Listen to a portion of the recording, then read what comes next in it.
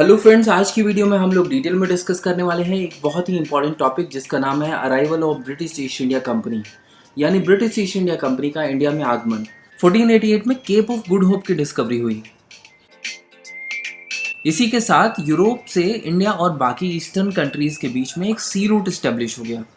European companies ने तुरंत इस सी रूट के थ्रू ईस्टर्न कंट्रीज के साथ ट्रेडिंग करना शुरू कर दी, क्योंकि केप ऑफ गुड होप को बार्थोलोमे डायस ने डिस्कवर किया था, जो कि एक पोर्चुगल एक्सप्लोरर था।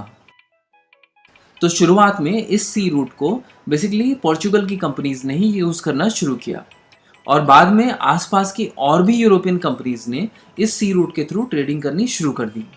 अब बाकी यूरोपियन कंपनीज की देखा देखी 31 दिसंबर 1600 में ब्रिटेन के कुछ बिजनेसमैन ने भी एक कंपनी बनाई जिसका नाम था governor and company of merchants of London trading with east Indies. अब इतना लंबा नाम सुनकर आप लोग कंफ्यूज मत हो। बेसिकली इसी कंपनी को हम लोग ब्रिटिश ईस्ट इंडिया कंपनी के नाम से जानते हैं। इंडिया और दूसरी ईस्टर्न कंट्रीज के साथ ट्रेड करने के लिए ब्रिटिश ईस्ट इंडिया कंपनी को ब्रिटेन की महारानी क्वीन एलिजाबेथ की परमिशन चाहिए थी। तो वो तुरंत अपना स्कूटर उठाकर एलिजाबेथ के पास पहुंचे और एक पेटिशन दिया और बताया कि ईस्ट इंडिया कंपनी कैसे इस सी रूट को यूज़ करके बढ़िया ट्रेड कर सकती है और बढ़िया प्रॉफिट बना सकती है।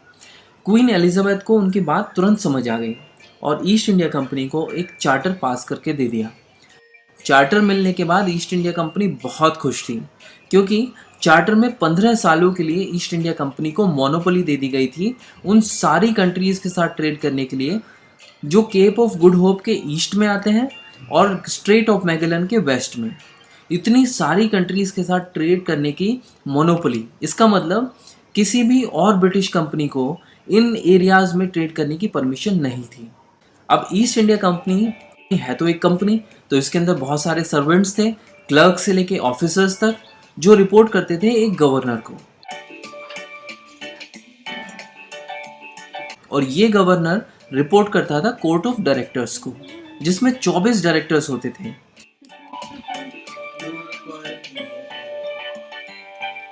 जिन्हें अपॉइंट किया जाता था कोर्ट ऑफ प्रोप्राइटर्स के द्वारा। कंपनी रजिस्टर हो चुकी थी, ट्रेडिंग के लिए परमिशन भी मिल चुकी थी। इंडिया में एंटर करने के लिए फिर भी 8 साल लग गए, यानी 1600 में एस्टेब्लिश होने के बावजूद ईस्ट इंडिया कंपनी इंडिया में 1608 में पहुंची। इसका कारण था कि दूसरी यूरोपियन देशों की जो ट्रेडिंग कंपनीज थी, specially Portuguese east India company जो इंडिया में पहले से ही आ चुकी थी, वो नहीं चाहती थी कि कोई भी और नई कंपनीज यहाँ पे आके उनको कंपटीशन दें। तो वो रास्ते में ही उनके साथ लड़ाई झगड़े और फाइट्स होती रहती थी। फाइनली जैसे तैसे ईस्ट इंडिया कंपनी 1608 में सूरत आ गई। यहाँ पर आकर उसे समझ में आया कि यहाँ तक पहुँचना ही काफ़ी नहीं था। नेक्स्ट चैलेंज उनका ऑलरेडी वेट कर रहा है, और वो चैलेंज ये है कि इंडिया में मुगलों का शासन है, और अगर ट्रेड में बढ़िया मुनाफा करना है तो मुगलों को भी खुश रखना ज़रूरी है। तो उस समय मुगल बादशाह था जहांगीर, और ब्रिटेन में एलिजाबेथ की 1603 में ही मृत्यु हो चुकी थी। तो अब जेम्स फर्स्ट का रूल चल रहा था। तो ईस्ट इंडिया कंपनी ने जेम्स फर्स्ट को बताया कि इंडिया में जहांगीर का रूल है और वो हमें यहाँ पे फैक्ट्री वैक्ट्री लगाने की कोई परमिशन दे नहीं रहा है, और फैक्ट्री नहीं लगेगी तो हम लोग यहाँ पे ट्रेडिंग का काम करेंगे कैसे। तो जेम्स फर्स्ट ने कहा कि बेटा तुम जो है ट्रेडिंग करने पे ध्यान दो, इन सारी चीज़ें मेरे ऊपर छोड़ दो, फैक्ट्री की परमिशन तो इसका बाप भी देगा। तो 1615 में जेम्स फर्स्ट ने जहांगीर के दरबार में एक डेलीगेशन भेजा। इस डेलीगेशन को लीड कर रहे थे sir Thomas Roe. Thomas Roe तो ये मानिए कि कसम खा के आया था कि जहांगीर को अपनी मुट्ठी में कर लेगा। वो जहांगीर के दरबार में पहुंचा, वहाँ पे ही कुछ टाइम तक उसने रहना शुरू कर दिया। जहांगीर को हर तरह से उसने ब्राइब करने की कोशिश की, हर तरह की घूस उसको दी, जो भी जहांगीर को पसंद था हर उस तरह की सेवाएं उस तक पहुँचा दी।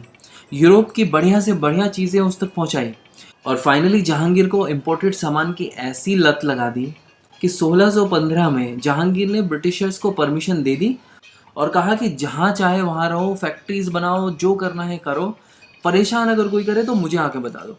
बस जहांगीर की एक छोटी सी डिमांड थी कि बस रॉयल फैसिलिटीज़ जो भी हैं इस तरह की बस चलती रहनी चाहिए। तो जहांगीर ने एक लेटर लिखा जेम्स फर्स्ट को और बोला कि आपका जो रॉयल लव है बस ये मिलते रहना चाहिए, आपकी कंपनी को इंडिया में किसी भी तरह की कोई भी तकलीफ नहीं होने दूंगा। तो ये जो लेटर है ये विकिपीडिया में भी अवेलेबल है, आप चाहे तो देख सकते हैं। इस तरह ब्रिटिश ईस्ट इंडिया कंपनी ने अपनी ट्रेडिंग पोस्ट जो है वो इस्टेब्लिश करनी शुरू कर दी। 1619 में सूरत में अपनी ट्रेडिंग पोस्ट बना दी। 1639 में मद्रास में, 1668 में बॉम्बे में और कलकत्ता में 1698 में भी ट्रेडिंग पोस्ट रेडी हो गई। अब आप ये सोच रहे होंगे कि ब्रिटिशर्स ट्रेड किन चीज़ों में करते थे। तो ब्रिटिशर्स लेकर आते थे कॉफ़ी और पर्शियन हॉर्सेस, और यहाँ से लेकर जाते थे कॉटन और सिल्क के कपड़े, और इसके अलावा सॉल्ट पीटर। तो इंडिया जो है वो एक बहुत ही रिलायबल सप्लायर था सॉल्ट पीटर में। अब ये सॉल्ट पीटर होता क्या है? बेसिकली सॉल्ट पीटर जो है गन पाउडर बनाने का एक बहुत ही इंपॉर्टेंट कंपोनेंट है, और पूरे यूरोप को इसकी ज़रूरत थी। तो ब्रिटिशर्स इसको यहाँ से इंडिया से लेके जाते थे, और इंडिया इसका एक बहुत ही रिलायबल सप्लायर था। अब 1647 तक ब्रिटिश ईस्ट इंडिया कंपनी ने 23 फैक्ट्रीज खड़ी कर दी। बेसिकली इन फैक्ट्रीज का यूज़ क्या था? ब्रिटिशर्स इन फैक्ट्रीज को यूज़ करते थे गोदामों की तरह, जहाँ ट्रेडिंग का सारा सामान रखा जाता था। लोग इसमें रहते भी थे और साथ में इसकी सिक्योरिटी गार्ड्स भी थे।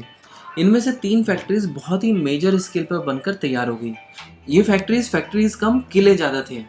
इनमें से पहली फैक्ट्री थी बंगाल में फोर्ट विलियम, मद्रास में फोर्ट सेंट जॉर्ज और बॉम्बे में बॉम्बे कासल।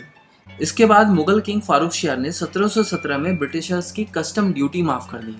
उसने बोला कि आप यहाँ पे ट्रेड कर सकते हो बिना कोई कस्टम ड्यूटी, बिना कोई टैक्स दिए हुए। अब इन सब के चलते ब्रिटिश ईस्ट इंडिया कंपनी ने धड़ाधड़ पैसा छापना शुरू कर दिया। लेकिन अभी तक ब्रिटिश ईस्ट इंडिया कंपनी एक ट्रेडिंग कंपनी ही है। इसके बाद 2